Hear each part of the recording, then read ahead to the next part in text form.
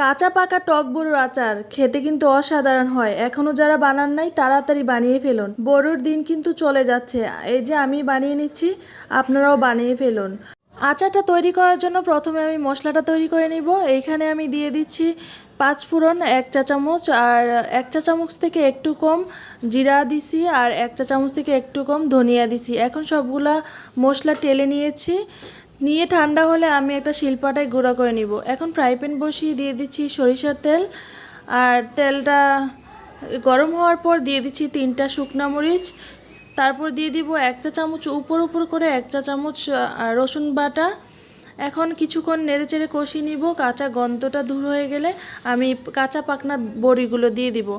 এখন বড়িগুলো কিছুক্ষণ কষিয়ে নিব।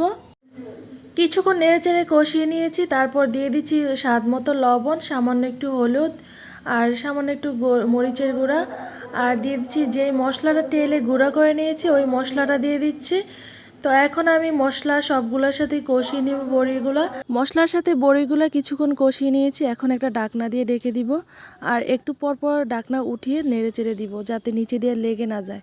তো চেষ্টা করবেন ফ্রাই প্যানে আচারটা তৈরি করার জন্য, না হয় নিচে দিয়ে লেগে যায়। এখন আমি চিনি দিয়ে দিয়েছি, এখন একটু একটু করে চিনি দিব আর নেড়ে চেড়ে দিব। আর পুরো চিনি একসাথে দেওয়া যাবে না, একটু একটু দিব আর একটু একটু পরে নেড়ে দিব। তো এইভাবে চিনিটা দিলে আস্তে আস্তে গলবে আর বড়ুর ভিতরে ভিতরে যাবে।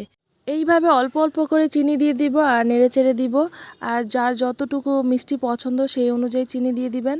তো আমার যেমন পছন্দ আমি একটু একটু করে দিয়ে দিচ্ছি। তো এইভাবে একটু নেড়ে চেড়ে ঘন ঘন নেড়ে দিব, না হয় লেগে যাবে। আচারটা লেগে গেলে কিন্তু তিতকুটে হয়ে যাবে, খেতে ভালো লাগবে না। তো ট্রাই করবেন চুলার আঁচটা মিডিয়াম টু লো রাখার জন্য, তারপর ঘন ঘন নেড়ে দেওয়ার জন্য, তাহলে আচারটা খেতে ভালো লাগবে। তা এখন আমি ঘন ঘন নেড়ে দিচ্ছি, আর আর একটা ঢাকনা দিয়ে ঢেকে দিচ্ছি যাতে বাকি বড়িগুলো একদম ভালোভাবে সিদ্ধ হয়ে যায়। আর বড়িগুলো কিন্তু অনেক বেশি টক আর চিনিটাও বেশি লাগবে। তো আমার এই পর্যায়ে মনে হয়েছে যে চিনিটা কম হয়েছে, আরও একটু দেওয়া লাগবে। তো আমি আরও একটু দিয়ে কষিয়ে নিচ্ছি ভালোভাবে। তো দেখুন আমি এক পর্যায়ে একটু অন্যদিকে চলে গেছিলাম, একটু লেগে গেছিলো, বেশি লাগে নাই ফ্রাই প্যান হওয়ার কারণে। অন্য পাতিল হলে কিন্তু একদম পুড়ে যেত।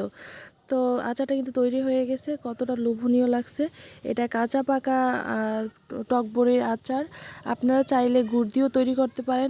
গুড় দিয়ে তৈরি করলে আলাদা টেস্ট, আর চিনি দিয়ে তৈরি করলে আলাদা টেস্ট। তো ট্রাই করবেন আপনাদের যেভাবে পছন্দ হয়। তো দেখুন কতটা লোভনীয় লাগছে আচারটা। ওকে, ভালো থাকবেন সবাই, আল্লাহ হাফেজ, আসসালামু আলাইকুম।